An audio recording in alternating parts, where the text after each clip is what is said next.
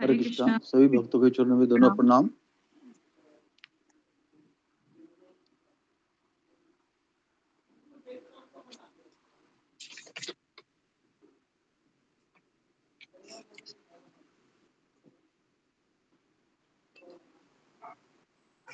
हरे कृष्णा। सभी भक्तों को धन्यवाद प्रणाम। हरे कृष्णा। हरे कृष्णा। धन्यवाद प्रणाम माता जी। हरे कृष्णा।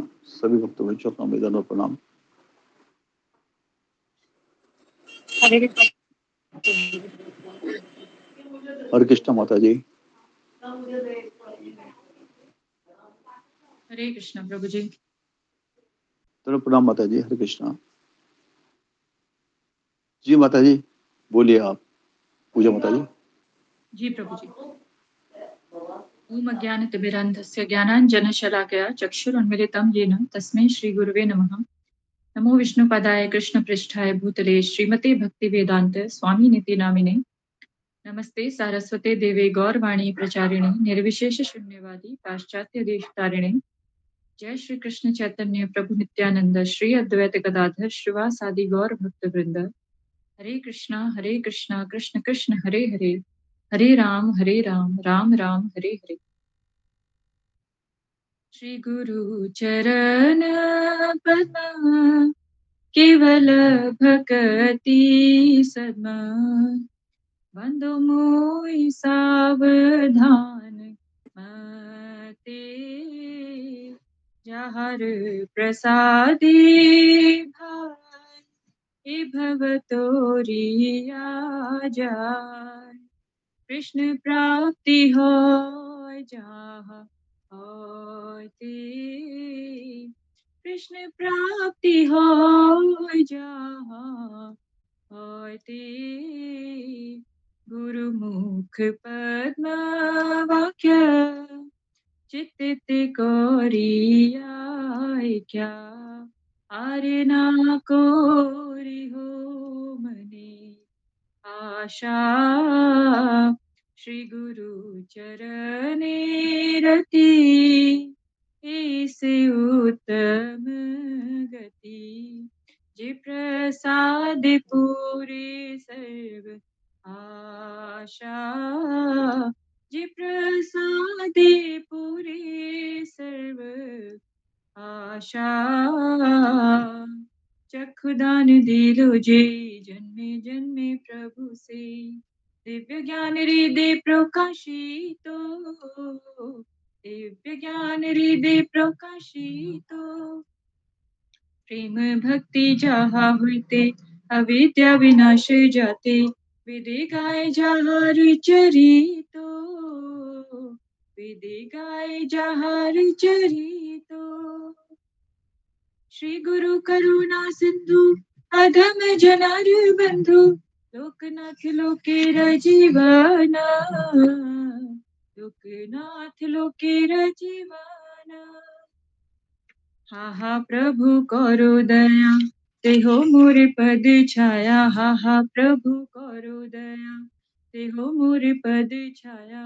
हे विजय शुक त्रिभुवना, हे विजय शुक त्रिभुवना। श्रीला प्रभुपाद पतित पावन, जय गुरुदेव लो शरण। प्रभुपदाय प्रभुपदाय प्रभुपदाय, जय प्रभुपदाय, जय जय प्रभुपाद प्रभुपाद प्रभुपाद, जय जय प्रभुपाद, जय जय गुरुदेव गुरुदेव गुरुदेव, जय जय गुरुदेव।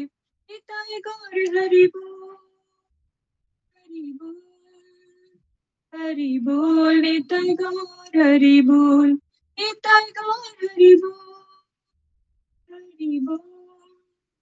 हरि बोल निताय गौर हरि बोल। हरे कृष्णा। सभी भक्तों के चरणों में दंडवत प्रणाम।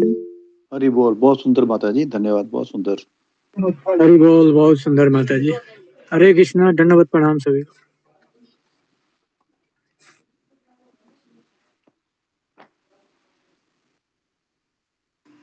हरे कृष्णा। सारे भक्तों के चरणों में दंडवत प्रणाम। हरे कृष्णा। सुखपाल प्रभु जी दंडवत प्रणाम। धन्यवाद प्रणाम माता जी, धन्यवाद प्रणाम। हरे कृष्णा।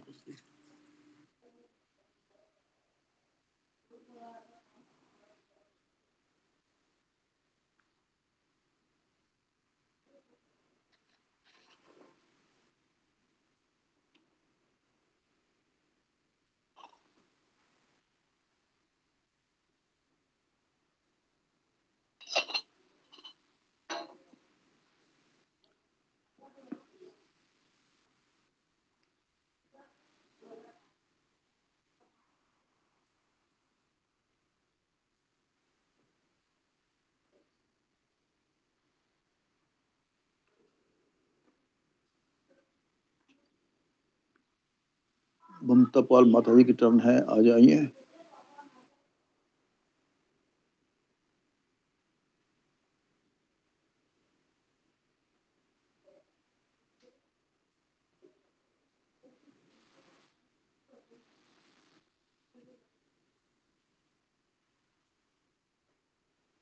तो पूजा माता जी, जितनी देर ममता पाल माता जी नहीं आते, आप कुछ बोल दीजिएगा।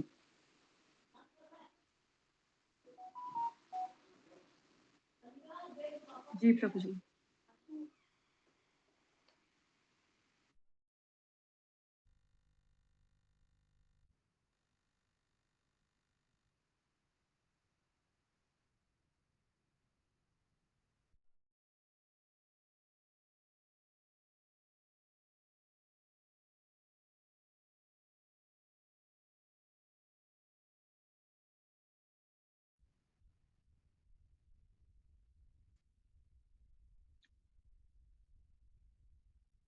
मैं भजन बोल देती हूँ। जी माता जी। राधा कृष्ण प्राण मोरा जुगल किशोर। राधा कृष्ण प्राण मोरा जुगल किशोर। जीवन मरने गति यार नहीं मोर। जीवन मरने गति हर नहीं मोर। राधा कृष्ण प्राण मोरा जुगल किशोर। कालिंदीर कोले केली कदंबीर बना। कालिंदीर कोले केली कदंबीर बना। रतन बिदीरा पर वो सब दूजाना। रतन बिदीरा पर वो सब दूजाना। राधा कृष्ण प्राण मोरा जुगल किशोर। राधा कृष्ण प्राण मोरा जुगल किशोर। श्यामा गौरी अंगे दिबो चंदरी रगंधा। श्यामा गौरी अंगे दिबो चंदरी रगंधा। चमर डुलाबो कवि गिरिब मुख चंद्र। चमर डुलाबो कवि गिरिब मुख चंद्र। राधा कृष्ण प्राण मोरा जुगल किशोर। राधा कृष्ण प्राण मोरा जुगल किशोर। गाथिया मला तीर मला बोधो हर गले। गाथिया मला तीर मला बोधो हर गले। अधरे तुलिया दिबो कर्पूर तंबूले। अधरे तुलिया दिबो कर्पूर तंबूले। राधा कृष्ण प्राण मोरा जुगल किशोर। राधा कृष्ण प्राण मोरा जुगल किशोर। ललिता विशाखादि यत सखी वृंदा। ललिता विशाखादि यत सखी वृंदा। अज्ञाय करीबो सेवा चरणरविंद। अज्ञाय करीबो सेवा चरणरविंद।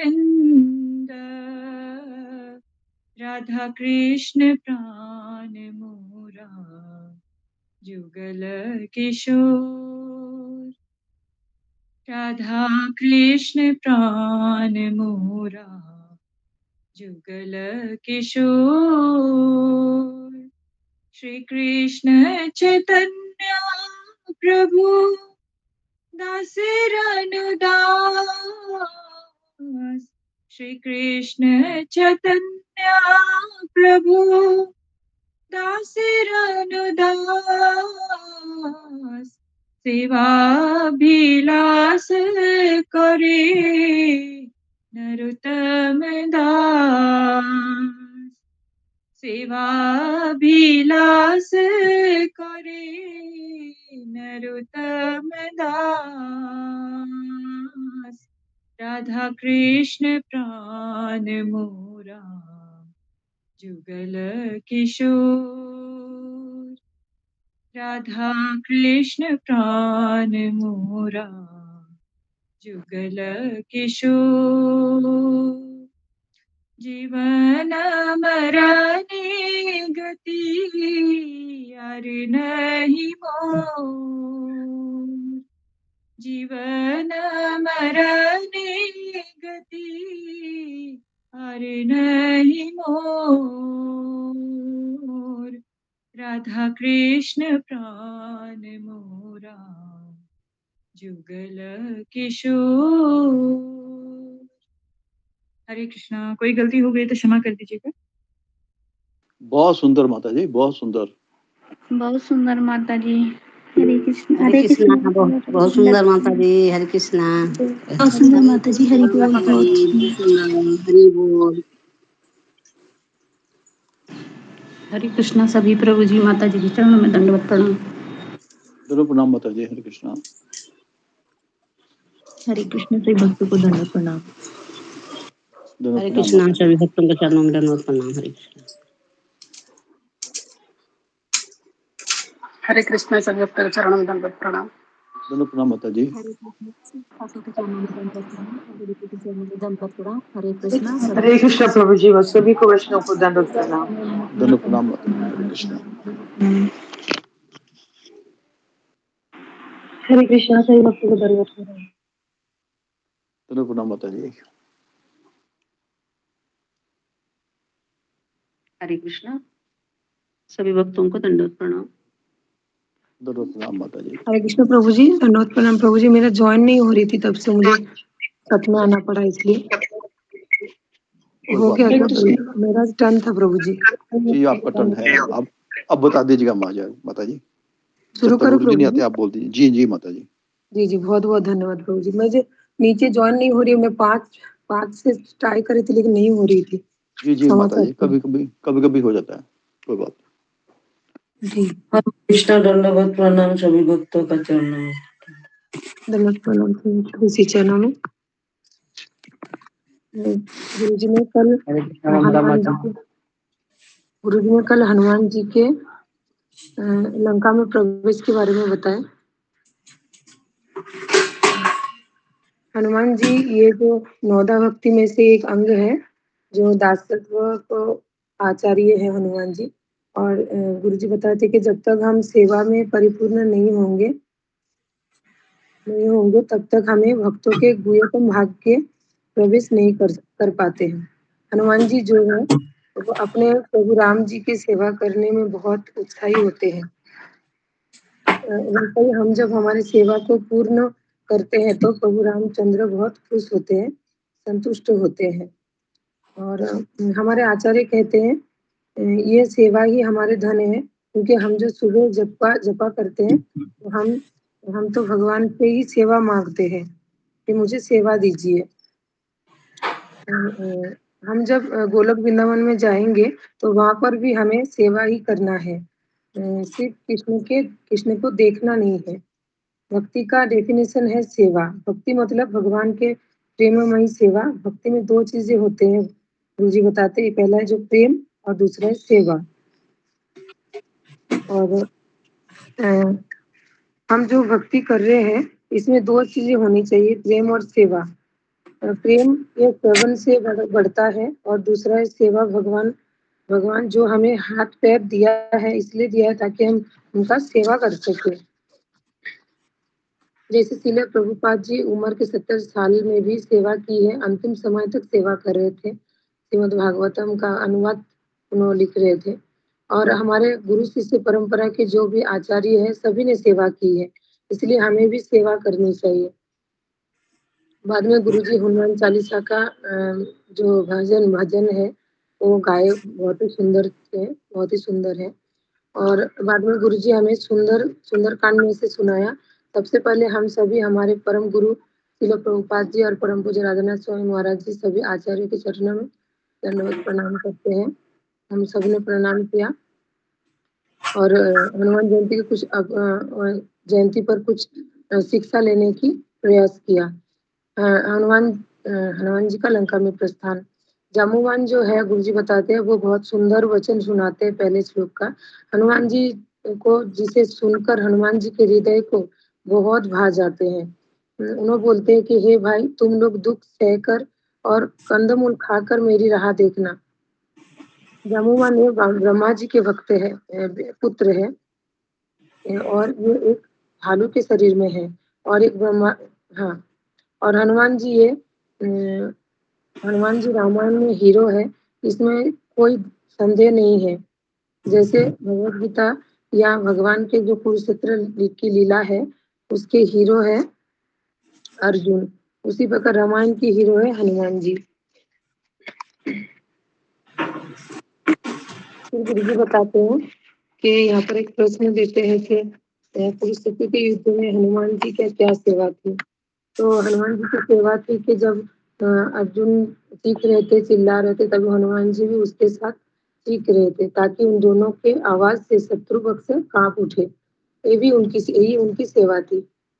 यहाँ पर हनुमान जी कुछ नहीं कहा कि मुझे क्यों इस सेवा दिया जा रहा है, मैं तो इन सभी का संहार कर सकता हूँ। उन्होंने ऐसा नहीं कहा। यहाँ पर हमें सिख गुरु जी बताते हैं कि एक हर एक भक्त का भगवान चाहते हैं कि हर एक भक्त से उस लीला को प्रसिद्ध हो, लीला में प्रसिद्ध हो, कभी दूसरे भक्त भी हीरो बने। यहाँ पर और एक शिक्षा यही है कि मेन है कि हनुमान जी ये रामायण का हीरो है, लेकिन अगर हनुमान जी को पूछा जाए कि आपका हीरो कौन है तो हनुमान जी उत्तर देंगे मेरे हीरो जामुवान है, क्योंकि जामुवान ने ही मुझे प्रेरणा दिया है कि जो मेरे भीतर की शक्ति है उसे उजागर करे। ठीक यही है कि हर व्यक्ति को भक्ति में आगे बढ़ने के लिए एक प्रेरणा की जरूरत है। हमारे अंदर के गुणों को बाहर बोनेर पोहते से परेशान होता, कोई दूसरा व्यक्ति ही तो तुम करो, आगे बढ़ो, तुम कर सकते रंजित हो। माता जी आप म्यूट कर लीजिएगा। जब हनुमान जी सोच रहे थे कि कैसे मैं लंका में जाऊं, सभी अपने अपने विचार कर रहे थे। तब जाम्बुवान ने ही कहा कि हनुमान जी आप क्या सोच रहे हैं, आप में वो शक्ति है, आप जाइए और आप कर सकते हैं। ये सुनने से ही हनुमान जी ने सोचा कि हाँ मैं कर सकता हूँ। वैसे ही हमारे अंदर भी वो शक्ति विद्यमान है भगवान की सेवा करने के लिए, लेकिन जब तक कोई बाहर का व्यक्ति उसको फैन ना करे, फैन मतलब जैसे एक चिंगारी को हम जब फैन करते हैं तो वही चिंगारी आग में बदलती है, तो वो फैन करने का काम भक्त करता है। जामुवान जो है वही असली हीरो है, किसी को दिखाई नहीं दे रहे थे, लेकिन वही वही अ, अ, वही असल में हीरो था और उसमें ही हनुमान जी को प्रेरणा दिया था। हनुमान जी का हीरो है जामुमान। यहाँ पर एक शिक्षा है कि रामायण के हीरो हीरो है हनुमान जी, उसमें कोई संदेह नहीं था। लेकिन हनुमान जी को अगर पूछा कि आपके हीरो कौन है, जीवन का हीरो, तो उन्होंने जामुमान जी का नाम लेते हैं। हर एक व्यक्ति के जीवन में एक प्रेरित करने वाले हीरो चाहिए। और प्रभु जी मैंने खाली इसमें शिक्षा बाद में लिखी हूँ, खाली जो शिक्षा गुरु जी ने बताया था पॉइंट। शिक्षा जो है पहला जो है, एक बताया था रामायण की हीरो वो हो गया। दूसरा है सेवा करने, कोई भी सेवा करने से पूर्व हमारे भीतर उत्साह होनी चाहिए। ऐसा नहीं कि यहाँ यह क्या आज भी मुझे करना है सेवा, ये सेवा मिला है मुझे। और उत्साह तभी होगा जब भगवान के बारे में उत्साह होंगे कि मुझे भगवान का सेवा मिला है करने के लिए, तो ये मेरे लिए सौभाग्य है। और एक सीख है उत्साह ये भक्ति की जननी है। गुरुजी बताते हैं उत्साह ये होनी ही चाहिए कि हाँ मुझे और एक दिन मिला है, प्रभु ने मुझे दिया है तो मैं सेवा करूँगी। जब भी हम सेवा करते हैं हमें तभी पहला भगवान का स्मरण करना चाहिए। तो हम रोज सेवा करते टाइम पे प्रभुपाद जी का भी शरण कर सकते हैं। सेवा अगर हम करते हैं तो परीक्षाएं हमें देना पड़ेगा, गुरुजी बताते हैं। जब हम पहली सेवा करते हैं तो हमें सुविधा मिलते हैं, तो जब भक्त के जीवन में सुविधा मिलता है तो भक्त आलसी बन जाते हैं। इसलिए भक्त सुविधा नहीं चाहते हैं, वो भक्ति में असुविधा में जीना चाहता है। जब तक ये भगवान की सेवा पूरा करते हैं तब तक वो दूसरा कुछ कार्य नहीं करते हैं। सेवा में दोनों चीजें होनी चाहिए, बुद्धि और चतुर। भक्त को चतुर होना चाहिए गुरुजी बताते हैं, और बुद्धि से कार्य करना चाहिए। भगवान की सेवा करने के लिए बुद्धि का उपयोग उपयोग हमें कहाँ पर करनी चाहिए? सेवा में बुद्धि का आवश्यक क्यों है? गुरुजी प्रश्न पूछते हैं। मुझे जो सेवा मिली है तो वो उसे सेवा को और किस तरह और भी सेवा अच्छे से कर पाऊँ, ये बुद्धि हमें लगाना चाहिए उसमें। और जो हमें जब सेवा मिलते हैं तो उस सेवा को सेवा में उस सेवा को पूर्ण करने के लिए शक्ति भी उसी में रहते हैं, गुरुजी बोलते हैं। तो हमें सेवा को स्वीकार करना है, हमें उसे कृपा मानकर सेवा को स्वीकार करना है। जब भी हमें इधर एक सीख देते गुरुजी, जब भी हमें कोई सेवा मिलती है तो उस सेवा को पूर्ण करने की जो शक्ति हमें रहती है उसी में, सिर्फ हमें उसे पहचानना है। लेकिन हमारे मद बुद्धि से ये शक्ति पहचान नहीं पाते हैं, उनकी कृपा को समझ नहीं पाते हैं। हनुमान जी की सेवा थी सीता जी को देखने की, लेकिन हनुमान जी तो सीता माता को देखा ही नहीं था। तो ऐसे तो कैसे पहचानते? बहुत कठिन सेवा थी हनुमान जी के लिए कि बिना देखे किसी को ढूँढना, सीता माता को ढूँढना है। और हनुमान जी जो थे वो ब्रह्मचारी थे। तो विभीषण लंका में विभीषण जो थे, जो राम जी के भक्त थे, जो रावण के भाई थे, तो दोनों राम जी के भक्त थे और उनके उनके आंगन में तुलसी माता का पौधा भी रहते थे। तो ये सब देख के हनुमान जी बहुत आश्चर्य हुआ कि ऐसे राक्षस कुल में कैसे प्रभु के नाम भजन कीर्तन होते हैं। तो उन्होंने बाद में शिक्षा थी कि जब कोई दूसरे भक्तों को और एक भक्त आमने सामने देखता है तो वे प्रेम उमड़ आते हैं, क्योंकि उन उन दोनों में भक्त भक्त में कृष्ण बसते हैं, उनके हृदय में, ऐसा गुरुजी बताते हैं। और जो उनको विभीषण को देख के हनुमान जी जब देखते कि उनके प्रभु का नाम लेते हैं, भजन करते हैं, तो उन्हें आंख भर आते, उन्हें बहुत रोते हैं, उनके आलिंगन करते हैं। तो प्रभु जी, मैंने इतना ही लिखा है और समय नहीं मिला लिखने के लिए, क्षमा चाहती हूँ। हरे कृष्ण। बहुत सुंदर माता जी, बहुत सुंदर, बहुत अच्छा धन्यवाद। बताया है, बहुत अच्छा था। हरे हरि कृष्ण बोल माता माता जी। जी, बहुत बढ़िया। हरि हरि बोल। बोल माता जी, चलो मैं हरि बोल माता जी, हरि बोल तो के चरणों में दंडवत। बोल माता जी, हरि बोल, बहुत सुंदर। हरे कृष्णा, सभी भक्तों को दंडवत प्रणाम। चलो प्रणाम प्रभु जी, हरे कृष्णा। प्रणाम। हरे कृष्णा। हरे कृष्णा, सभी भक्तजनों को दंडवत प्रणाम। दोनों प्रणाम प्रभु जी, हरे कृष्णा।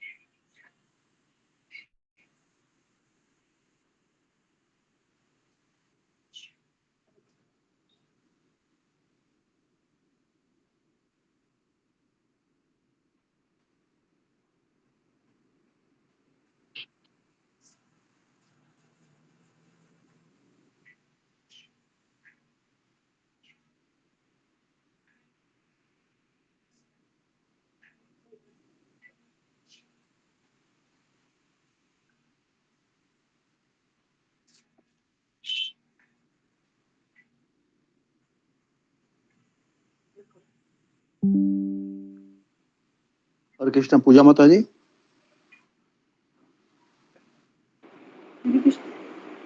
हरे कृष्ण प्रभु जी। पूजा डिमरी माता जी।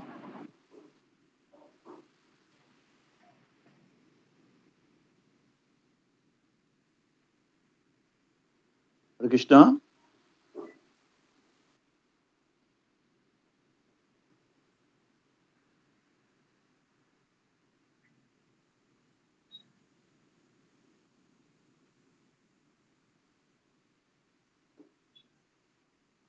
हरे कृष्ण, सभी भक्तों के चरणों में दंडवत प्रणाम।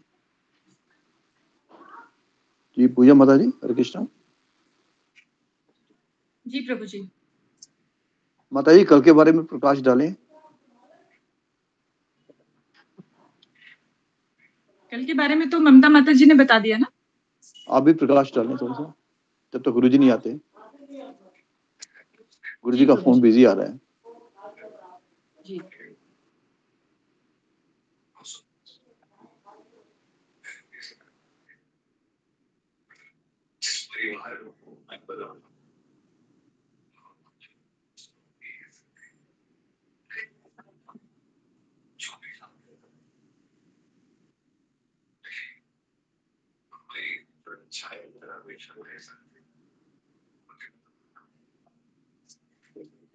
हरे कृष्णा, सभी भक्तों को दंडवत प्रणाम।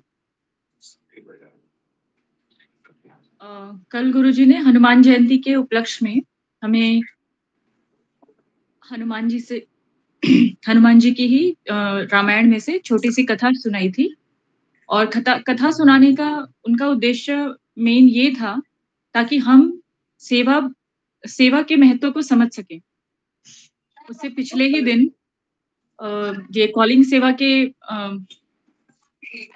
रिगार्डिंग सत्र चलाया गया था, एक विशेष सत्र चलाया गया था जिसमें ये कहा गया था, गुरुजी बार-बार ये कह रहे हैं कि जिस प्रकार से हम लोग इस सत्र से जुड़े हैं, हम भी कहीं न कहीं, क्योंकि ऐसे-ऐसे जगह पर हम लोग रहते हैं, जहाँ से इस तरीके के किसी भी भक्तों के समाज से जुड़ पाना बहुत मुश्किल हो रहा है।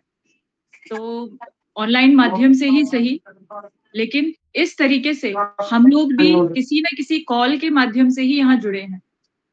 तो हम भी अगर किसी को कॉल करते हैं और वो यहाँ जुड़ जाते हैं और 16 माला तक पहुँच करके वो भी अपने जीवन के उद्देश्य को समझने का प्रयास कर पाते हैं, तो वो जितना धन्यवाद हमें देते हैं, उससे कहीं ज़्यादा खुशी हमें होती है।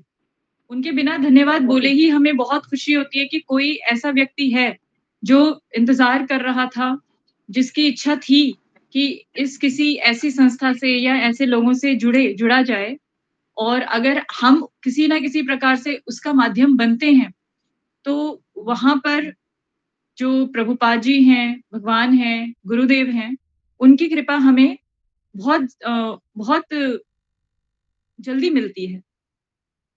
लेकिन उसके लिए प्रेम का भाव होना भी ज़रूरी है। जो प्रेम का भाव गुरुजी हमेशा बताते हैं कि श्रवण के बाद ही आता है। जब हम श्रवण करते हैं, सुनते हैं, भगवान की लीलाओं के बारे में सुनते हैं, उनको किस तरीके से भक्तों के प्रति कैसे अपना वात्सल्य दिखाते हैं, ये सब कुछ सुनते हैं, तब पता चलता है कि भगवान से भी ज़्यादा क्यों भक्त हमारे लिए ज़रूरी होने चाहिए। क्योंकि भगवान भक्तों के हृदय में ही वास करते हैं। तो इस वजह से जब हम बार-बार सुनते हैं किसी के बारे में, तो हमारे हृदय में उनके लिए प्रेम उजागर होता है। और ये भी सबको पता ही है कि जो गुरु होते हैं, वो भगवान के ही प्रतिनिधि के रूप में हमारे जीवन में आते हैं। तो जब वो हमारे जीवन को किसी न किसी प्रकार से बदल रहे हैं और हमें भी ये अनुभव हो रहा है कि हमारे जीवन में बदलाव आ रहा है, तो हमें कृतज्ञ नहीं होना चाहिए।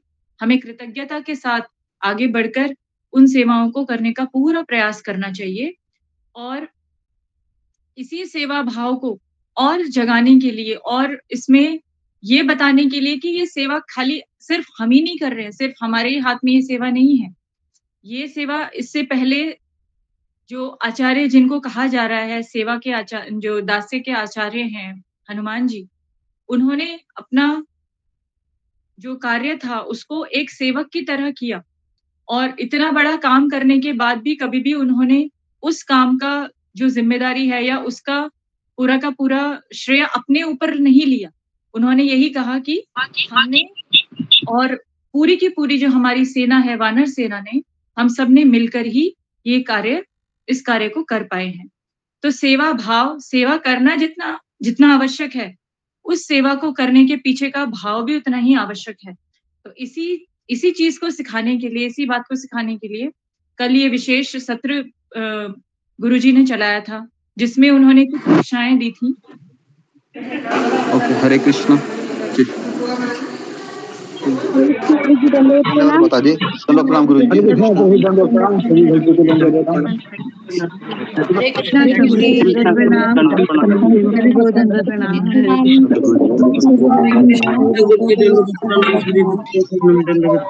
हरे कृष्णा गुरु हरे जी। कृष्ण गुरु जी दंडवत प्रणाम, सभी भक्तों के चरणों में दंडवत प्रणाम। हरे कृष्णा गुरु जी दंडवत प्रणाम, सभी हरे कृष्णा।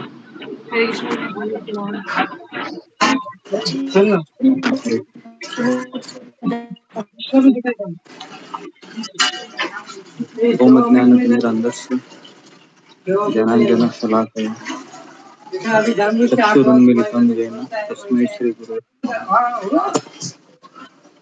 नमो विष्णुपदाय कृष्ण प्रेष्ठाय भूतले श्रीमते भक्ति वेदांत स्वामिनिति नामिने नमस्ते सरस्वती देवे गौरवाणी प्रचारिणे निर्विशेष शून्यवादी पाश्चात्य देशतारिणे।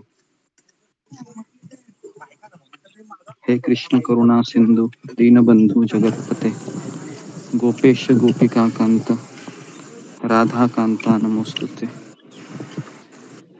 तप्त कांचन गौरांगी राधे वृंदावनेश्वरी वृषभानुसुते देवी प्रणमामि हरिप्रिये। वाञ्छाकल्पतरुभ्यश्च कृपा सिंधुभ्य एव च पतितानां पावनेभ्यो वैष्णवेभ्यो नमो नमः। जय श्री कृष्ण चैतन्य प्रभु नित्यानंद श्री अद्वैत गदाधर श्रीवासादि गौर भक्त वृंद। हरे कृष्णा कृष्ण कृष्ण हरे हरे हरे राम राम राम हरे हरे।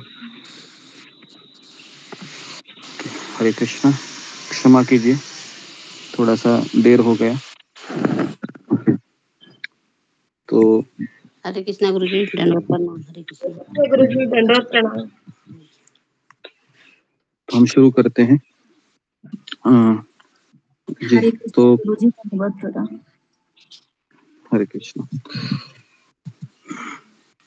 तो कल हम हनुमान जी की लीलाओं में रुके थे कि हनुमान जी ने लंका में प्रवेश किए थे और लंका में प्रवेश करने के पश्चात वह सीता माता को ढूंढ रहे थे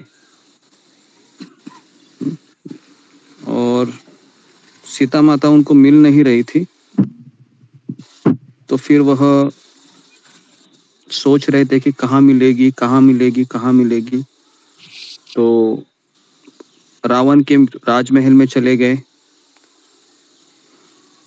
वहां पर उनको काफी स्त्रियां दिखी और उनमें एक स्त्री थी जो बिल्कुल सीता माता की तरह सात्विक थी।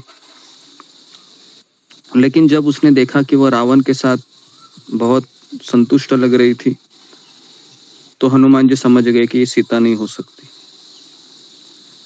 तो फिर अचानक उनको राम की ध्वनि सुनाई दी। तो फिर वह उस ध्वनि का वह स्रोत ढूंढते ढूंढते वह विभीषण के घर पहुंचे और वहां पर कल हमने देखा कि सुंदर वार्तालाप होती है हनुमान जी और विभीषण के बीच में।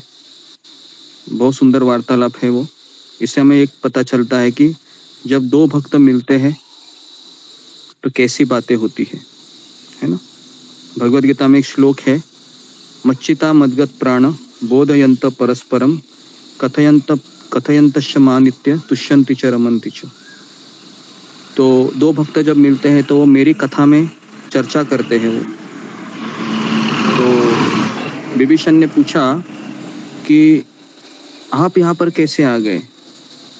कहते हैं कि मैं सीता माता की खोज में यहाँ पर आया हूँ, मैं राम जी का दूत हूँ।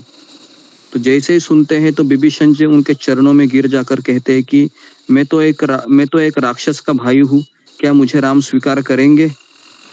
तो हनुमान जी कहते हैं मैं भी तो बंदर हूँ, मैं भी तो कहाँ मनुष्य हूँ, मुझे तो मेरे जैसे कई लोगों को उन्होंने स्वीकार किया है, तो प्रभु आपको भी स्वीकार करेंगे, है ना।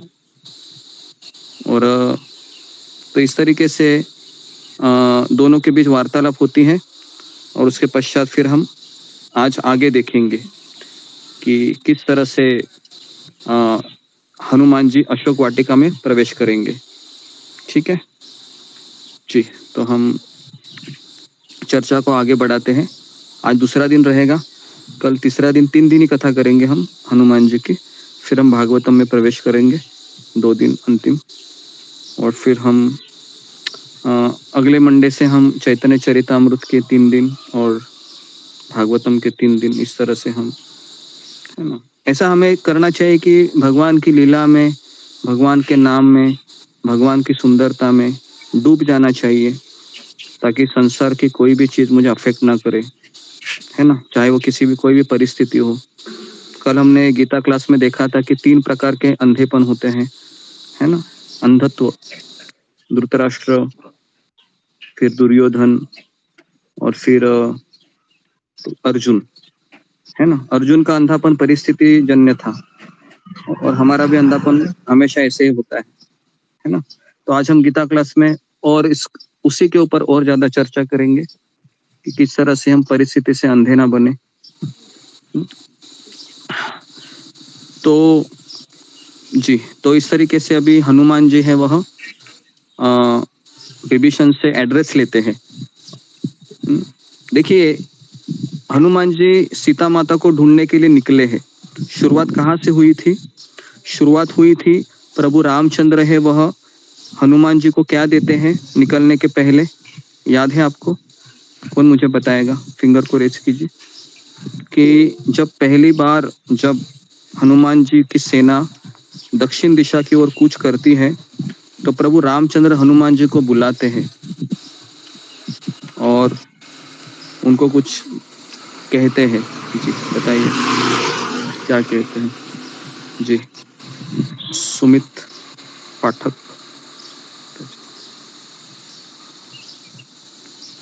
हरे कृष्णा गुरुजी, दंडवत प्रणाम। मुद्रिका देते गुरुजी।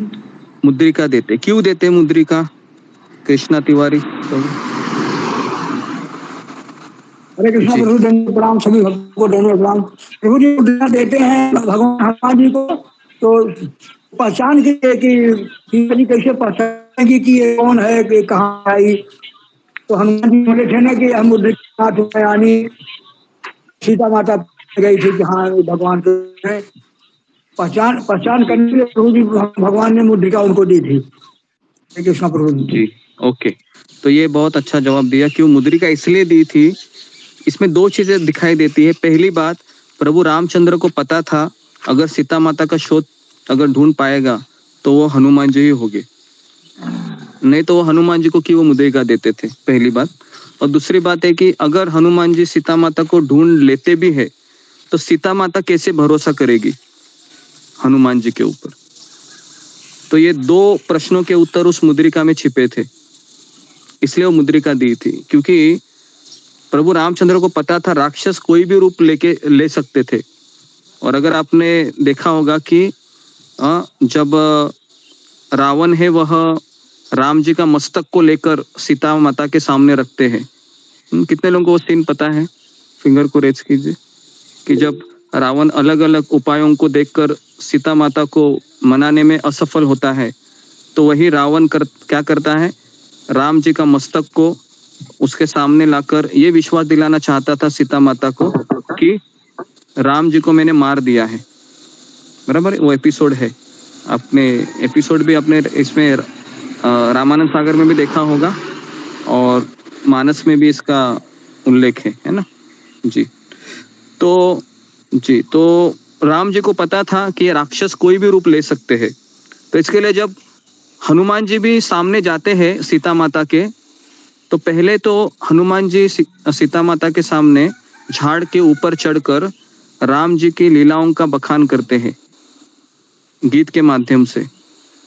और सीता माता बहुत एक्साइटेड हो जाती है कि उसको लगता है कि कौन है यहाँ पर जो राम जी का गुणगान गा रहा है ना। लेकिन जैसे ही वहां पर हनुमान जी प्रकट हुए तो सीता माता को संदेह उत्पन्न हुआ कि ये बंदर यहाँ पर कैसे आया। और फिर उसके मन में एक डाउट आ गया, शायद रावण का ही कोई भेजा हुआ कोई राक्षस होगा। तो है ना, तो इस तरीके से हमको पता है कि कितने सारे संदेह सीता जी के मन में आ रहे थे, है ना। तो विभीषण ने कहा हनुमान जी को कि देखो हनुमान जी, जिस सीता को ढूंढने के लिए आप आए हैं सीता मैया को, वो सीता मैया अशोक वाटिका में है। जुगुति विभीषण सकल सुनई, चले वो पवन सुत विदा कराई। तो विभीषण जी ने माता के दर्शन की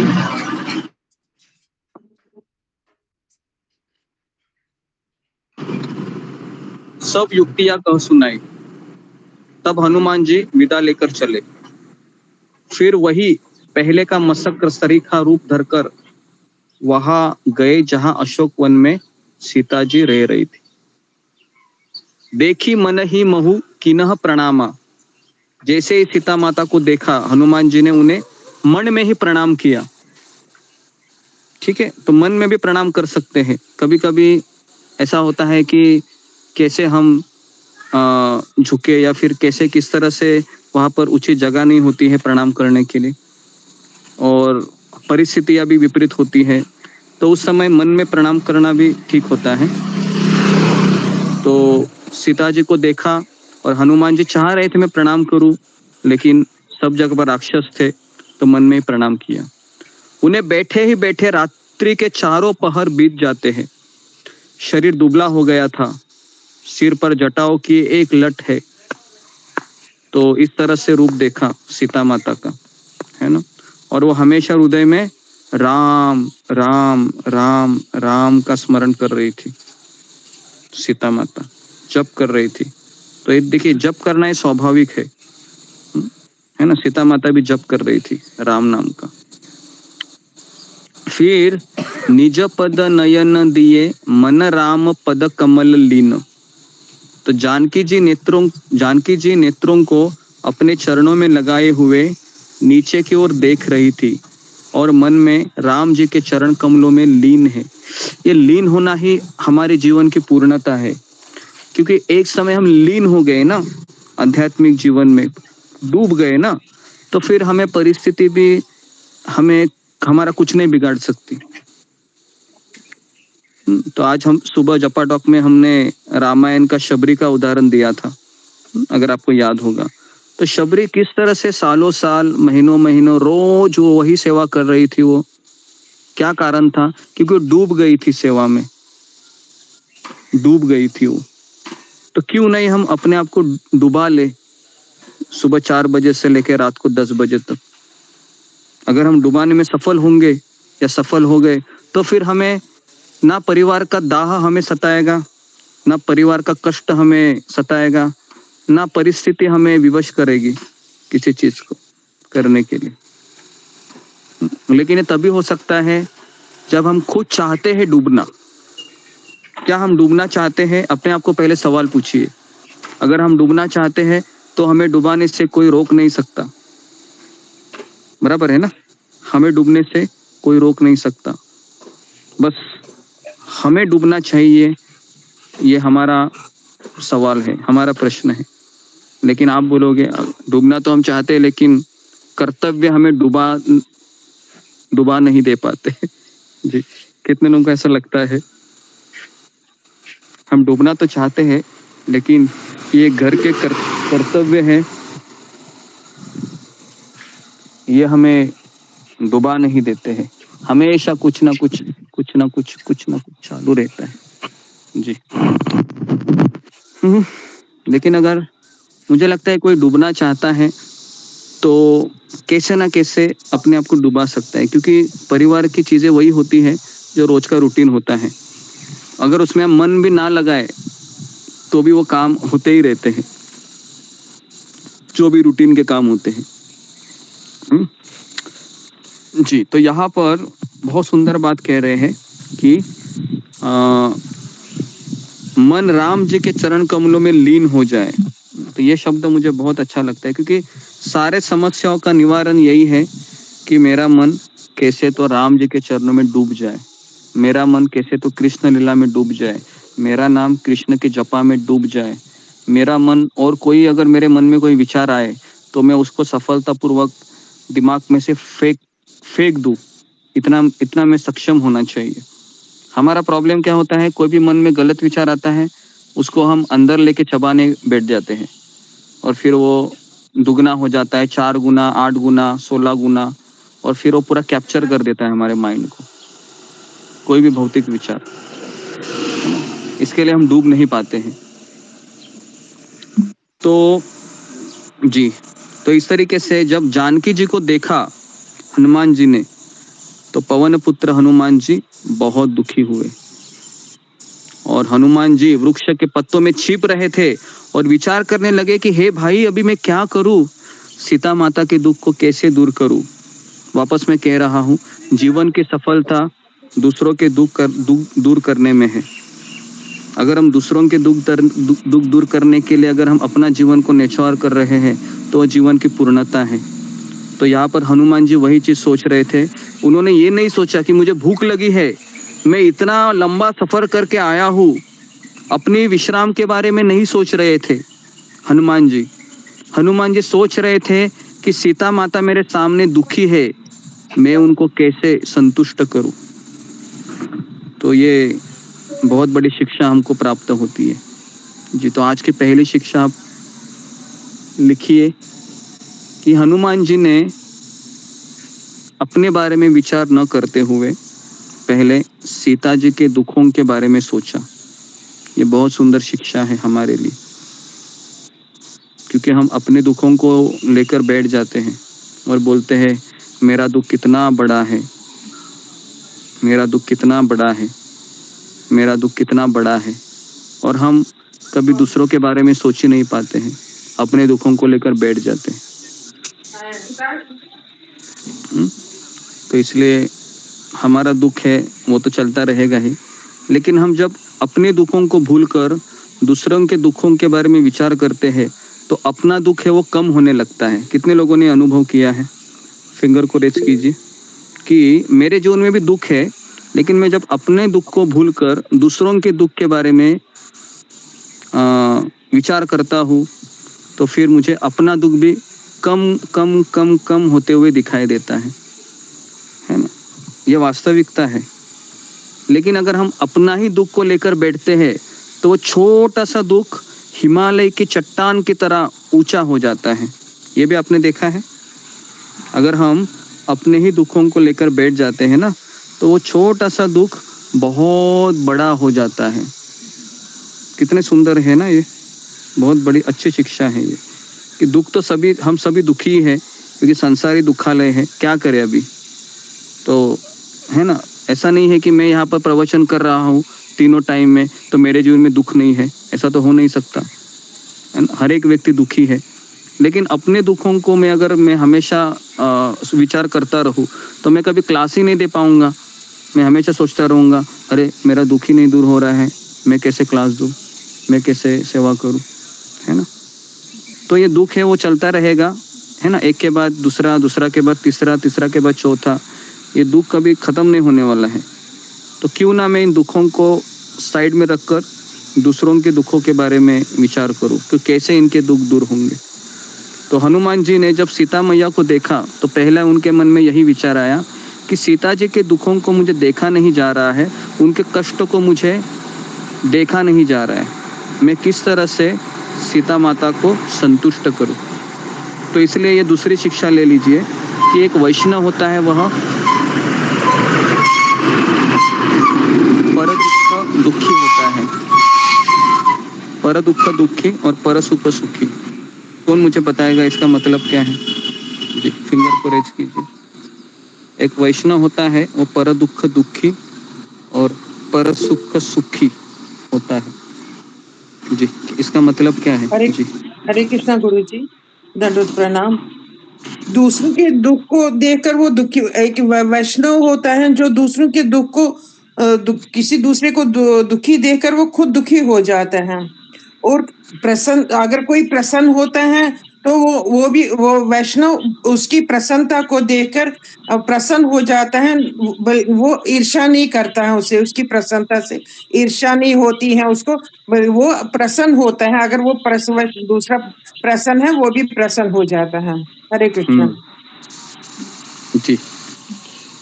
ओके, तो एक वैष्णव होता है जो दूसरों के दुख देखकर दुखी होता है और दूसरों के सुख देखकर सुखी होता है ना। तो जी, तो इस तरीके से ये होता है ना, पर दुख दुखी पर सुख सुखी। इसके लिए एक भजन आपने सुना होगा, वैष्णव जन तो तेने कहिए ये पीड़ पराए जाने रे, है ना। सुना होगा आपने जी। तो दूसरों की पीड़ा है, अगर कोई समझ लेता है ना, अपनी पीड़ा को छोड़कर समझने का, मनुष्य जन्म सफल हो गया है ना, सफल हो गया मेरा। और अगर मैं अपने ही दुखों को लेकर दूसरों को परेशान कर रहा हूँ, अरे भाई मेरे दुख को देखो जरा, आप तो सब लोग मजे मार रहे हैं, है ना, मुझे भी कोई, मेरे भी पीड़ा को समझो। बोलते हैं कि नहीं लोग, ऐसा बोलते हैं लोग, बोलते हैं ना, हम भी शायद बोलते होंगे, अरे भाई मेरी पीड़ा को तो समझो, मेरे दुख को तो देखो, है ना। तो ऐसा व्यक्ति है ना, ऐसा व्यक्ति स्वार्थी होता है एक्चुअली देखा गया तो, जो अपने दुखों को ही बखान करता रहता है, लेकिन दूसरों की पीड़ा भी तो देखो भाई, है ना। जी, तो यहाँ पर ये बहुत बड़ी शिक्षा हमको मिलती है हनुमान जी के द्वारा। तो हम जब रामचरितमानस कोई भी ग्रंथ पढ़ते हैं तो स्टोरी तो है ही हनुमान जी की, लेकिन उसके मेरे जीवन में मुझे क्या प्राप्त करना है, ये मुझे सोचना है ना। अभी सीता जी को कष्ट देखा तो हनुमान जी को बहुत ही पीड़ा होने लगी, तो तुरंत हनुमान जी के मन में सीता, उस दुष्ट का ख्याल आया। उस दुष्ट ने सीता जी को बहुत प्रकार से समझाया होगा, साम दाम दंड भेद सब दिखलाया होगा, है ना। और अचानक हनुमान जी सोच ही रहे थे और विचार करने लगे, और उसी समय बहुत सी स्त्रियों के साथ सज धज कर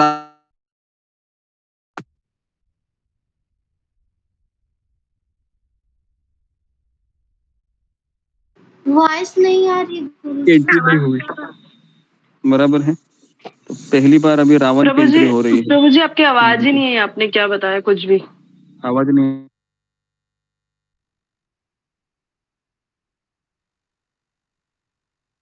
ओके, हरे कृष्णा।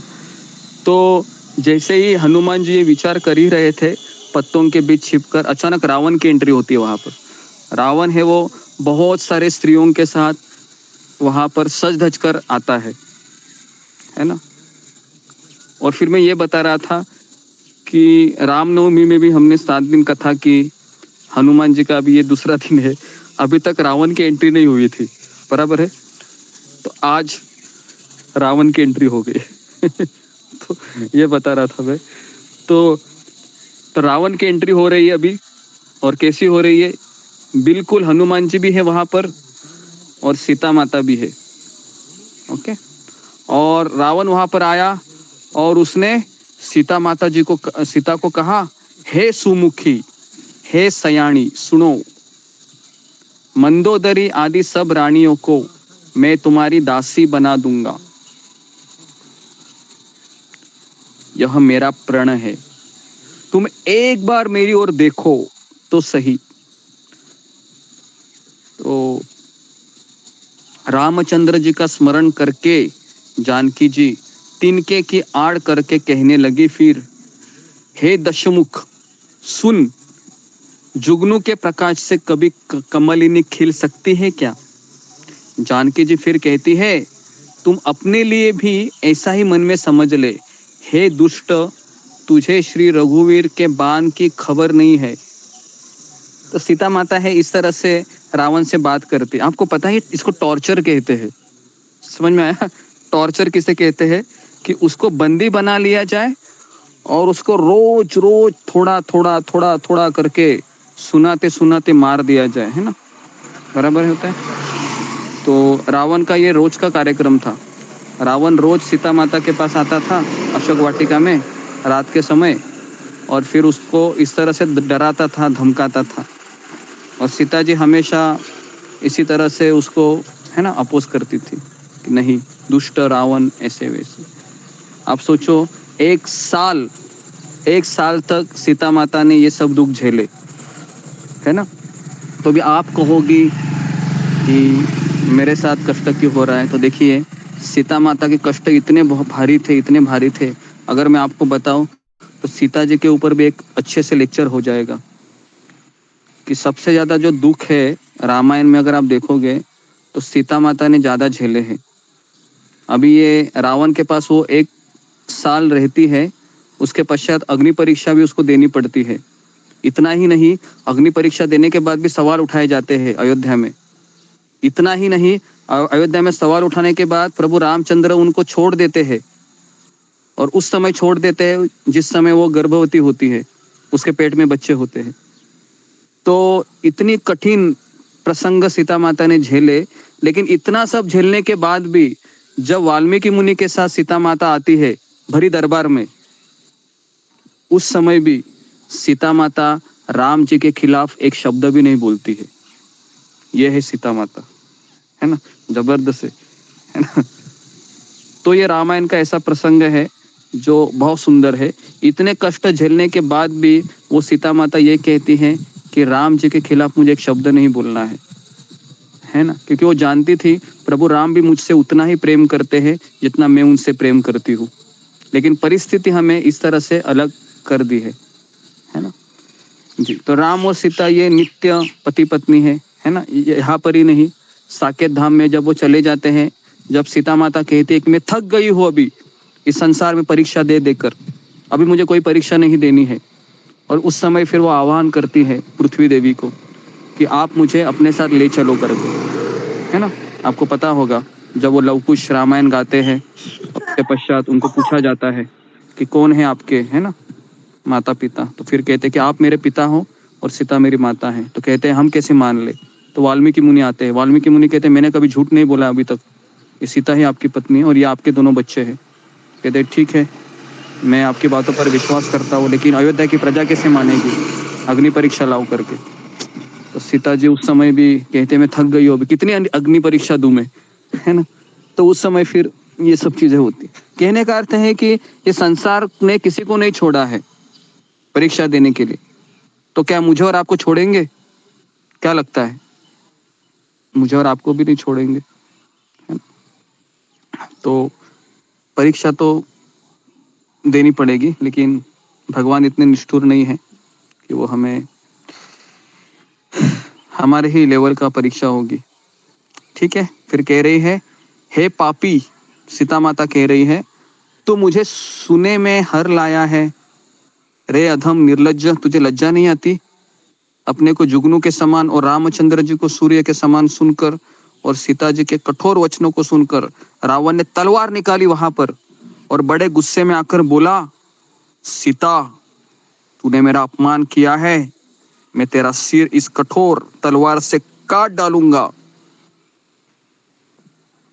नहीं तो जल्दी मेरी बात मान ले हे सुमुखी, नहीं तो जीवन से हाथ धोना पड़ेगा। आप सोच सकते हो ये रोज, अगर आपको कोई रोज आकर कहे, है ना, आप जपा कर रहे 16 माला, है ना बता रहा हूं मैं, और आपने सत्संग भी सुन लिया और रात को 9 बजे कोई एक व्यक्ति आकर आपको ऐसे चक्कू दिखाकर बोलेगा कि देखो अगर मेरी बात नहीं मानोगी तो मैं इस चक्कू से तुम्हें मार डालूंगा, कैसा लगेगा आपको है ना, बराबर है, सोचने वाली बात है ना। तो सीता माता का भी कुछ ऐसा ही था, रोज रावण आकर उसको डराता था, धमकाता था, कैसे वो दिन बिताए होंगे सीता माता ने।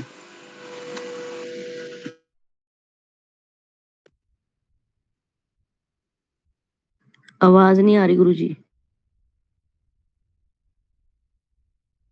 और हाथी की सूंड के समान है, तो ये भुजा ही मेरे कंठ में पड़ेगी, तेरी भयानक तलवार ही, अगर तू मेरा प्राण भी लेगा तो भी, है ना, मैं तुम्हारी बात नहीं सुनूंगी। तो इस तरीके से सीता जी के ये वचन सुनते ही वह मारने दौड़ा, किसको?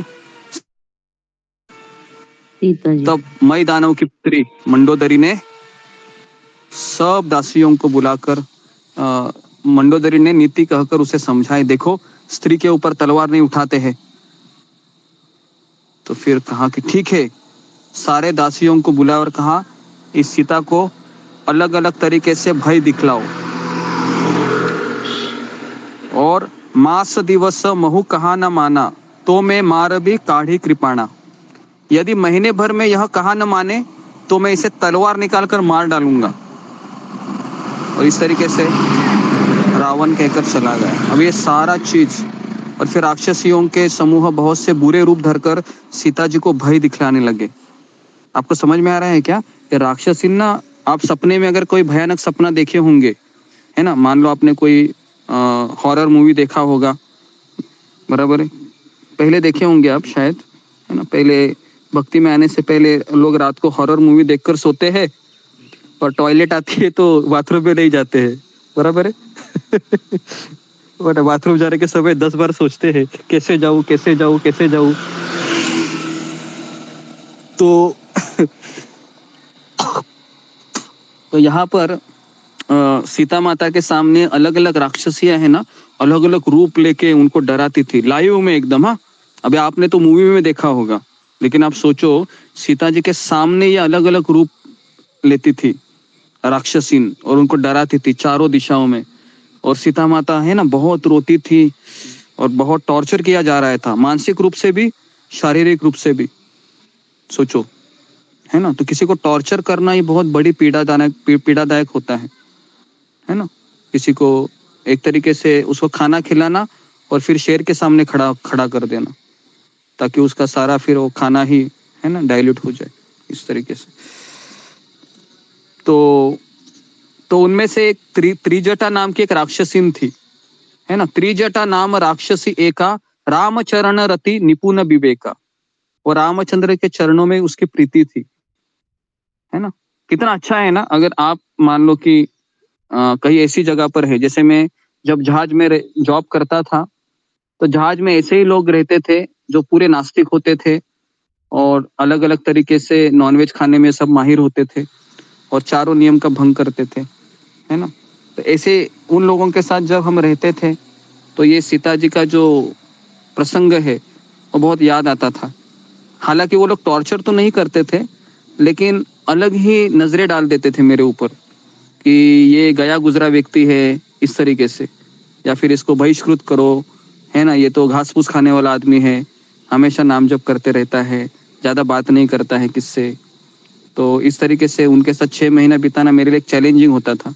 तो फिर मैं अपने कान में वो एयरफोन डाल के ही जीता था उधर, क्योंकि जब कान में भगवान के नाम बजते रहते हैं तो कुछ थोड़ा सुकून मिलता था। जैसे एयरफोन निकाले वापस ऐसा लगता था कि अभी, क्योंकि कोई बात करने के लिए भी नहीं आता था, क्योंकि उसको पता है कि उनके जैसा मैं बात नहीं कर सकता हूँ, क्योंकि वो सब गलत बात करते हैं, है ना। तो फिर बहुत मुश्किल होता था उस समय। तो लेकिन सीता माता जी को टॉर्चर किया जा रहा था, है ना। और इस तरीके से फिर ये सारा चीज हनुमान जी ने देखा।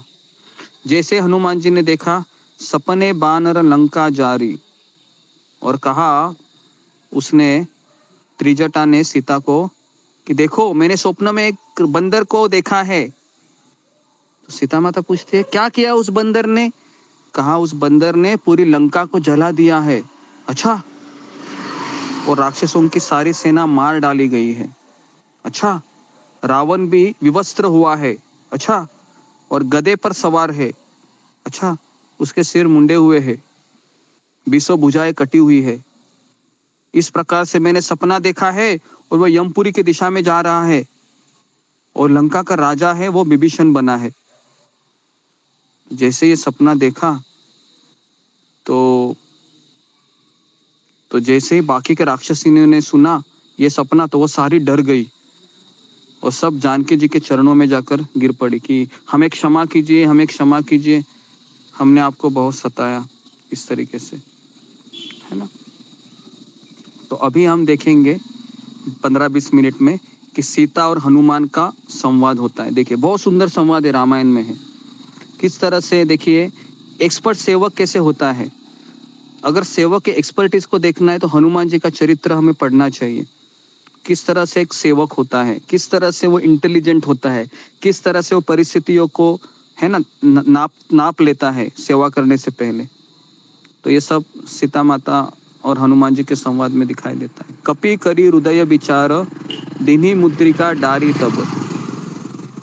देखिए हनुमान जी ने, देखो बात नहीं किया पहले, हनुमान जी उसके सामने नहीं गए। हनुमान जी ने क्या किया? हनुमान जी ने पहली वो मुद्रिका डाल दी। इसको कहते हैं इंटेलिजेंट। मैंने कल भी पूछा था कि भक्त बुद्धि का इस्तेमाल कहाँ करता है, तो क्या जवाब आया था? कौन मुझे बताएगा? एक भक्त अपनी बुद्धि का इस्तेमाल कहाँ करता है? फिंगर को रेज कीजिए जी। एक भक्त अपनी बुद्धि का इस्तेमाल कहाँ करता है जी? बताओ जी। ओके, रितु जटवानी। हरे कृष्ण प्रभु जी, दंडवत प्रणाम। सभी के चरणों में दंडवत प्रणाम। प्रभु जी, कल आपने बताया था कि हम सेवा में बुद्धि का इस्तेमाल करते हैं ताकि हम और अच्छे से सेवा कर पाए। हाँ, तो ये इसका उत्तर है कि हम किस तरह से उस सेवा को और बेहतर करें जिससे मेरे स्वामी संतुष्ट हो जाए, है ना। अगर मान लो वहां पर हनुमान जी मुद्रिका नहीं गिराते थे और डायरेक्ट सामने आते थे तो शायद सीता माता को कन्विंस करने के लिए उनको बहुत कुछ करना पड़ता था, क्योंकि हनुमान जी ने दिमाग लगाया वहां पर, मैं इसके सामने जाऊंगा तो शायद ये मुझे पहचान नहीं लेगी। तो इसलिए फिर उसने सोचा कि मैं डायरेक्ट क्या करूं, वार करूं। तो वार वो था कि वो अंगूठी थी, तुरंत वह नीचे गिरा देती है, नीचे गिरा देती है। और ठीक हनुमान जी है, वह अंगूठी है वो बिल्कुल सीता माता के सामने ही वह गिरा देते हैं। और सीता जी ने तुरंत उस अंगूठी को देखा और उसको हाथ में ले लिया। तब देखी मुद्रिका मनोहर, राम नाम अंकित अति सुंदर। उन्होंने राम नाम से अंकित अत्यंत सुंदर मनोहर अंगूठी को देखा जी। चकित चित्तव मुदरी पहचानी, हर्ष विषाद हृदय अकुलानी। अंगूठी को पहचान कर सीता जी आश्चर्यचकित होकर उसे देखने लगी और हर्ष तथा विषाद से हृदय में अकुला उठी, है ना। हर्ष और विषाद ये दोनों चीजें क्यों आए, कौन मुझे बताएगा? सीता जी ने को अंगूठी देखी, दोनों भावनाएं प्रकट हो गई। कौन सी? बहुत आनंद हुआ और बाद में बहुत दुख भी हुआ जी। बताइए, सोचने जैसी बात है जी। कृष्णा तिवारी। दंडवत प्रणाम, सभी भक्तों को दंडवत प्रणाम। प्रभु जी, हर्ष तो हुआ कि अंगूठी देखी तो भगवान का नाम लिखा था, लेकिन विषाद मन में हुआ कि नहीं, यहाँ कैसे हो सकता है, यही उनको विषाद हुआ। तब सीता जी के मन आया, प्रभु जी जीत को सकई अजय रघुराई, माए नहीं आई। तब सीता जी के मन में थोड़ा हर्ष से नहीं बन सकते हैं, और सही है कि भगवान की अंगूठी है। हरे कृष्णा प्रभु जी। ओके, सबका यही उत्तर है या इसके अलावा किसका उत्तर है? ठीक है, ओके। मीनाक्षी रावत। हरे कृष्णा गुरुजी, दंडवत प्रणाम। सभी भक्तों का दंडवत प्रणाम। गुरुजी, एक तो उनको खुशी हुई होगी अंगूठी को देख करके कि राम जी की अंगूठी है और उनकी याद आई होगी, और दूसरा कि उनको लगा होगा कि वो मेरे लिए इतना वन वन भटक रहे होंगे, मुझे कितना ढूंढ रहे होंगे, उनको कितना तकलीफ हो रहा होगा। आप देखिए जरा, अभी आप मान लो कि ऐसी जगह पर है जहां पर बिल्कुल सत्संग नहीं है, आप सत्संग के लिए तड़प रहे और अचानक आपको एक भक्त दिखाई देता है, तो आपको ऐसा लगेगा कितना, आपको आपके ऐसे रोंगटे खड़े हो जाएंगे और आपकी आंखें खुली की खुली रहेगी। मुझे याद है कि जब मैं 6 महीना जहाज में रहता था और जब एयरपोर्ट पे मैं जाता था फ्लाइट पकड़ने के लिए, तो कहीं दूर ऐसा कई बार ऐसा होता था कि हरे कृष्णा का कोई भक्त है धोती कुर्ता हुए पहना हुए दिखाई देता था, लेकिन वो बहुत दूर रहते थे इमिग्रेशन की लाइन में, तो मैं उनको मिलने भी नहीं जा सकता था, लेकिन उनको देखकर ही मैं प्रणाम करता था अपने लगेज को छोड़कर, और सोचता था कि आज मेरा दिन कितना अच्छा होगा, 6 महीने के बाद भगवान ने एक भक्त का दर्शन कराया, है ना। तो इस तरीके से, है ना, भक्त का दर्शन है कभी कभी बहुत दुर्लभ हो जाता है। तो सीता जी ने जब देखा कि इतने दिनों के पश्चात प्रभु रामचंद्र का जो मुद्रिका है मेरे पास आ गया है, तो उसके देखने लगी और हर्ष और विषाद दोनों भावनाएं प्रकट हो गई। वे सोचने लगी, रघुनाथ जी तो सर्वथा अजय है, उन्हें कौन जीत सकता है, और माया से ऐसी अंगूठी तो बनाई नहीं जा सकती, जैसे अभी इन्होंने कहा कृष्ण तिवारी प्रभु ने कि ये अंगूठी माया से तो बनाई नहीं जा सकती। सीता जी के मन में अनेक प्रकार के विचार कर ही रही थी। इसी समय हनुमान जी ने एंट्री की। इसको कहते बुद्धिमान सेवक, बुद्धिमान सेवक सही समय पे एंट्री करता है, सही समय पे वो कार्य करता है। रामचंद्र गुण बर नहीं लागा, सुनत ही सीता कर दुख भागा। रामचंद्र जी के गुणों का वर्णन करने लगे और सुनते ही सीता जी का दुख भाग गया। तो दुख कैसे भाग जाते हैं हमारे? जब हम भगवान की कथाओं को अपने दोनों कानों से सुनते हैं, है ना। तव कथामृताम तप्त जीवनाम, है ना। तव कथामृताम तप्त जीवनाम कविभिरीडिताम कल्मषापहाम श्रवणमंगलाम श्रीमदातताम भूरि गृह्णन्ति ये भूरिदा जना।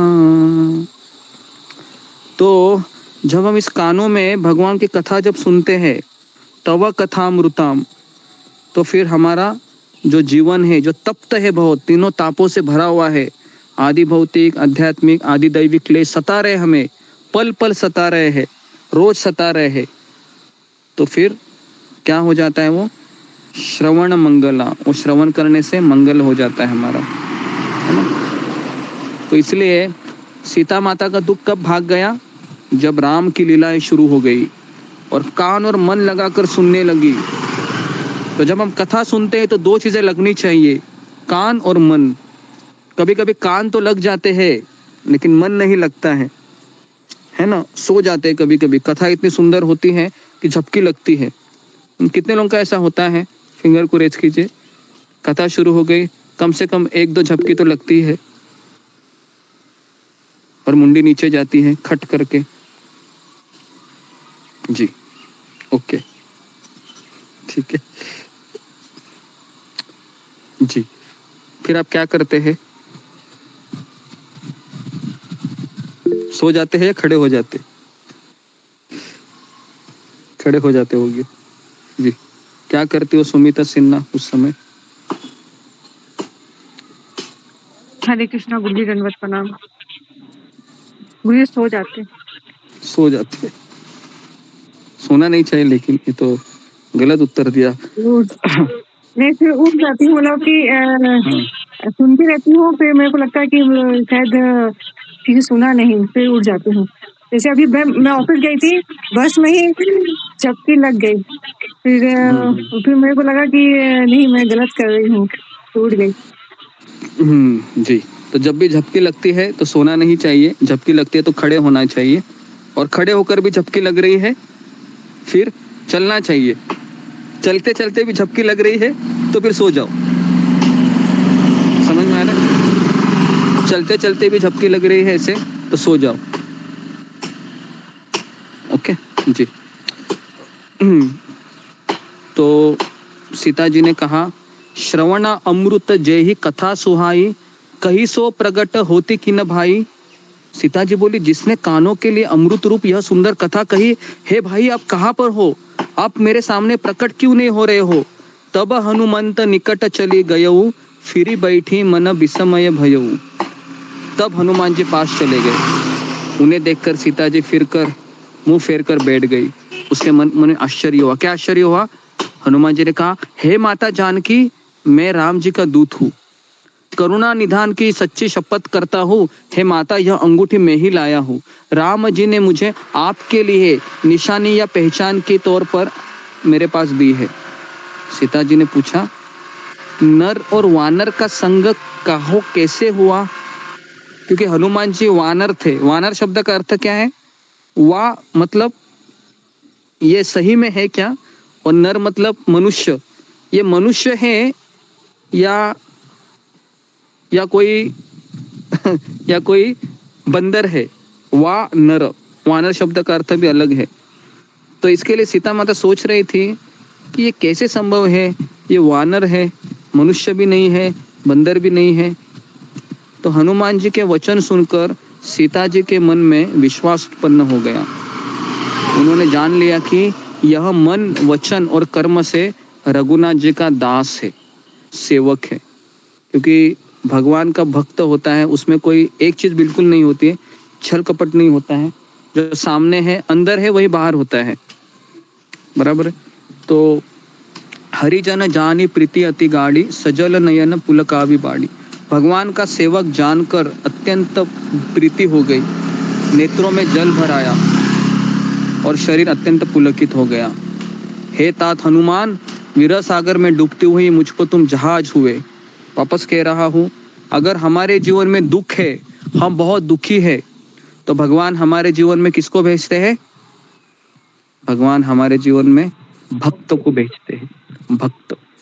सीता माता दुखी थी तो प्रभु ने हनुमान जी को भेजा, और जब भक्त हमारे जिंदगी में आता है तो उस समय वह हमारे बीच वो अंगूठी लाता है। अंगूठी मतलब भगवान की कथा, भगवान की कृपा। अंगूठी का मतलब है कृपा। कृपा को लेकर वो हमारे जीवन में आता है और कहता है कि मैं कृष्ण का दूत हूँ, राम का दूत हूँ, मैं आपके जीवन में इस कृपा को लेकर आया हूँ, अपनाओ इसको। तो उस समय फिर हम माला उठाते हैं, हरे कृष्ण का हम जप करना शुरू करते हैं, और इस तरह से हमारा फिर दुख धीरे धीरे धीरे धीरे कम होने लगता है। ऐसा ही होता है ना, ऐसा ही होता है जब हमारे जीवन में भी हनुमान जी आते। हमारा जीवन कैसे होता है? सीता की तरह होता है कि नहीं? कितने लोगों का जीवन सीता की तरह था पहले, फिर हनुमान जी का आगमन हुआ, और इस तरीके से फिर हमारा जीवन भी, जैसे अभी सीता जी कितनी प्रसन्न है, वो उसके भी आंखों में प्रेमाश्रु बह रहे थे, सोच रही थी कि कितनी बड़ी कृपा है ये।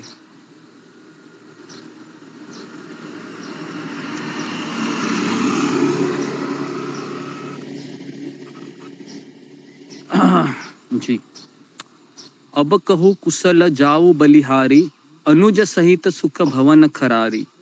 हे, मैं बलिहारी जाती हूँ, अब छोटे भाई लक्ष्मण जी सहित खर के शत्रु सुखधाम प्रभु का कुशल मंगल हो। तो इस तरीके से सीता माता है, वह बहुत सारी चीजें फिर हनुमान जी से कहती है, और विरह के आंसुओं का जल भर आया, और बड़े दुख से वे बोली, हे नाथ, आपने मुझे बिल्कुल ही भुला दिया। अंगूठी को देखकर कहने लगी, और हनुमान जी ने कहा, हे माता, प्रभु आपको हमेशा याद करते हैं। ऐसा एक दिन नहीं हुआ कि उन्होंने आपको याद नहीं किया हो। सेवक का और एक काम होता है कि जो उसको सेवा दी जाती है ना, उसमें वो परफेक्शन लाता है। केवल अभी देखो, राम जी ने हनुमान जी को इतना ही कहा था, तुम अंगूठी दे दो और मेरा संदेश सुनाओ। लेकिन हनुमान जी ने सीता माता जी को ढाढ़स भी दिलाया, कहा कि प्रभु रामचंद्र भी आपको याद कर रहे हैं, हर रोज आपको याद कर रहे हैं, और आपके ही यादों से वो जी रहे हैं, और बहुत जल्द है वो लंका में आएंगे। तो इस तरीके से ये भी एक काम होता है दूत का। दूत का काम केवल इतना नहीं होता है कि बस काम करो निकल जाओ, दूत सारा काम करते। सेवक का अर्थ ही है कि वह एक्सपर्ट होता है। तो इस तरीके से, हे माता, आप धीरज धरकर रघुनाथ जी का संदेश सुनिए। और हनुमान जी का प्रेम गदगद होने लगा हृदय, और उनके भी नेत्रों में प्रेमाश्रु भर आए। हनुमान जी बोले, तुम्हारे वियोग में मेरे लिए सभी पदार्थ प्रतिकूल हो गए हैं। वृक्षों के नए नए कोमल पत्ते मानो अग्नि के समान हो गए हैं। रात्रि कमल रात्रि के समान, काल रात्रि के समान हुई है, चंद्रमा सूर्य के समान हुआ है। कितने सुंदर शब्द है देखो रामचरितमानस में। इस तरह से मेघ मानो खोलता हुआ तेल बरसाते हैं। जो हित करने वाले थे वे ही अब पीड़ा देने लगे हैं। तो इस तरीके से किससे कहूँ मैं ये दुख, यह दुख कोई जानता नहीं। तो राम जी का वो कह रहे संदेश, हे प्रिय, मेरे और तेरे प्रेम का रहस्य एक मेरा मन ही जानता है ना। तो देखिए, एक तरीके से एक लेटर सुना रहे हैं राम जी का लेटर हनुमान जी सुना रहे हैं। किसको सुना रहे हैं? उनके भार्या को, है ना। तो मेरा मन हमेशा तुम्हारे ही पास रहता है। बस मेरे प्रेम का सार इतने में ही समझ ले। प्रभु का संदेश सुनते ही जानकी जी प्रेम में मग्न हो गई और उन्हें शरीर की सूध ना रही। और हनुमान जी ने कहा, हे माता, हृदय में धैर्य धारण करो और सेवकों को सुख देने वाले राम जी का स्मरण करो। ये दो चीजें हैं हमारे लिए बहुत बहुत इम्पोर्टेंट है। धैर्य इसलिए धारण करना चाहिए क्योंकि हमको पता नहीं है कि कब राम मेरे घर में आने वाले हैं। हमें पता नहीं है कृष्ण कब मेरे घर में आने वाले, लेकिन हमें इतना पता चल चुका है कि कृष्ण एक भक्त के रूप में मेरे पास आ गए हैं। अभी कृष्ण आए या नहीं आए, राम आए या नहीं आए, हम इंतजार करेंगे, धैर्य धारण करेंगे। कब तक धैर्य धारण करना है? तो उसके लिए किसका उदाहरण हमको याद आना चाहिए? हमेशा धैर्य के लिए एक ही उदाहरण मैं दे दूंगा और वो है कृष्ण लीला का रुक्मिणी माता। रुक्मिणी ने कहा कृष्ण को, इस जन्म में अगर आप मुझे नहीं मिलेंगे कोई बात नहीं, अगला जन्म लूंगी, आपको ही पति के रूप में चाहूंगी। उस जन्म में आप मुझे नहीं मिले कोई बात नहीं, अगला जन्म भी लूंगी। ऐसे 100 जन्म में लेती रहूंगी, लेकिन और किसी को पति के रूप में स्वीकार नहीं करूंगी। इसको कहते हैं धैर्य। इसके ऊपर परम पूज्य राधानाथ स्वामी महाराज ने एक प्रवचन दिया है, 2 घंटे प्रवचन दी। इतने सुंदर प्रवचन है वो, जबरदस्त प्रवचन है। तो उसमें महाराज कहते हैं कि रुक्मिणी माता है, ऐसा भाव उनको धारण करना चाहिए। ये अधीर नहीं होना चाहिए कि मैं कुछ है ना 4 बजे मैं उठ रहा हूँ 2 महीने से 2 साल से कि अभी तो कृष्ण मिलेंगे, अभी तो राम मिलेंगे। नहीं, रुक्मिणी की तरह हमारा भाव होना चाहिए। ठीक है। तो हनुमान जी ने कहा, हे माता, धैर्य धारण करो और सेवकों को सुख देने वाले राम जी का स्मरण करो। रघुनाथ जी की प्रभुता को हृदय में लाओ और मेरे वचन सुनकर कायरता छोड़ दो।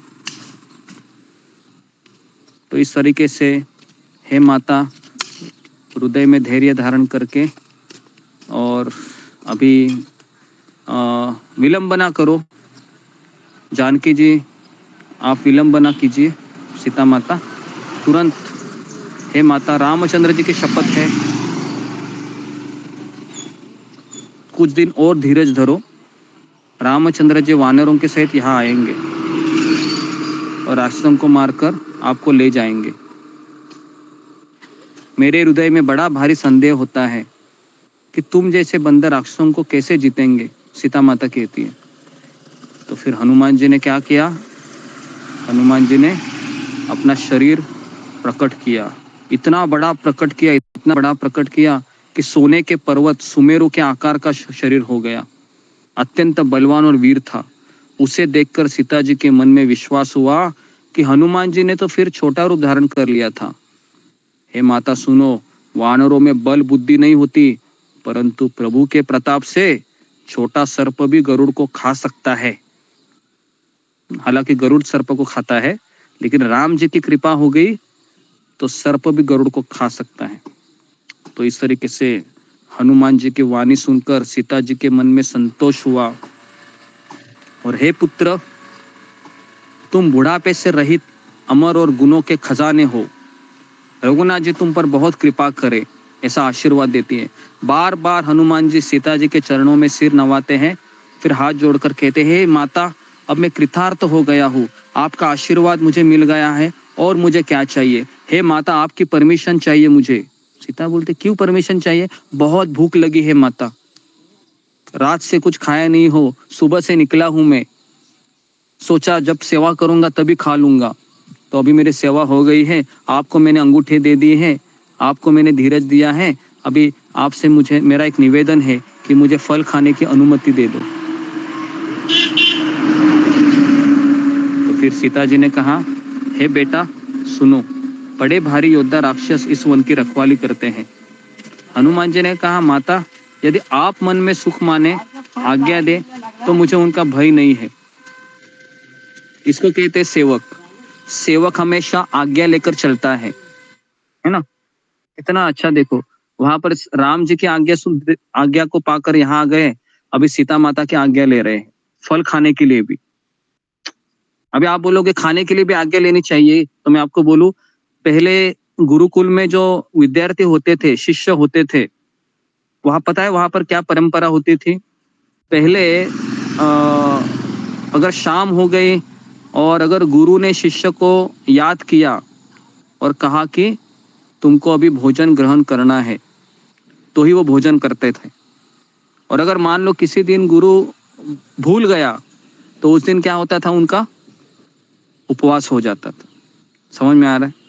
मतलब खाने की चीज भी पूछ कर करनी पड़ती है।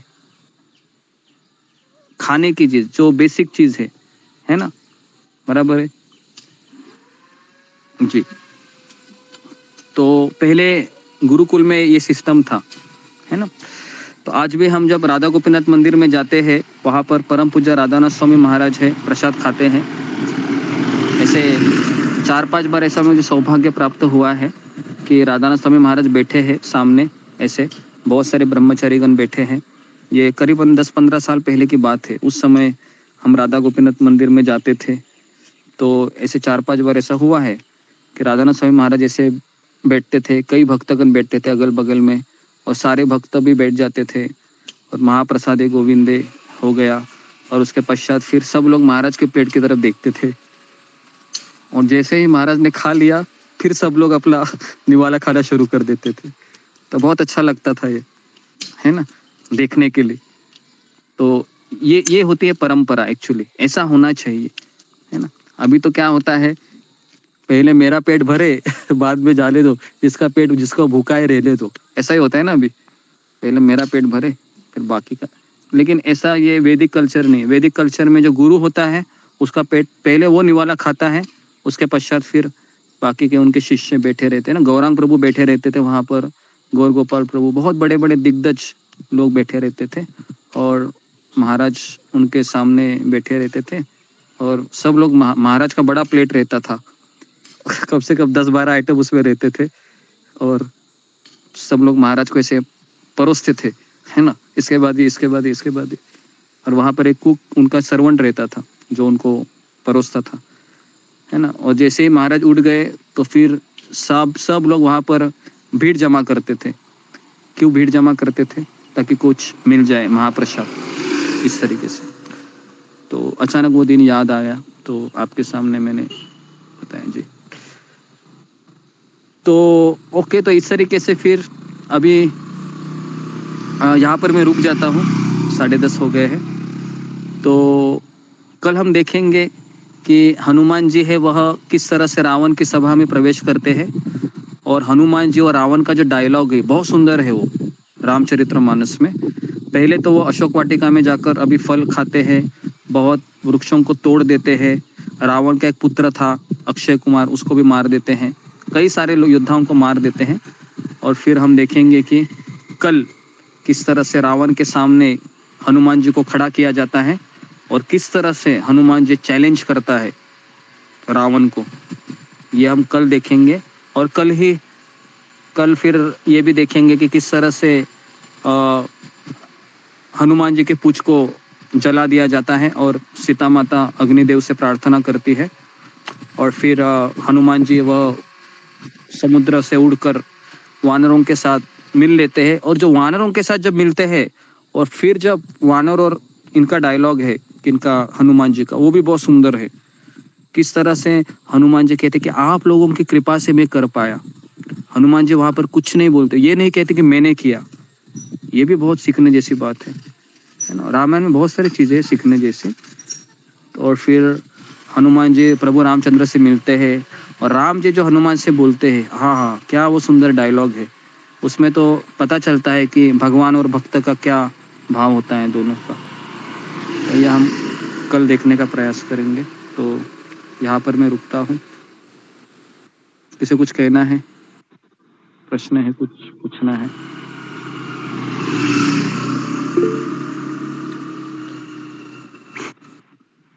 हाँ, सात्विक वर्मा।